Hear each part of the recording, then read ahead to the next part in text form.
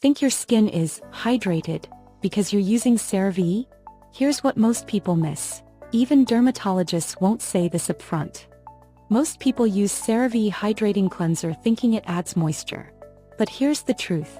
It doesn't hydrate. It preserves hydration. If your skin is already dry underneath, it won't fix that. CeraVe works with your skin's barrier. It contains ceramides, which repair the skin's outer layer, and hyaluronic acid, which helps retain water, but only if you apply it to damp skin. Bonus: it's non-foaming, so it won't strip natural oils.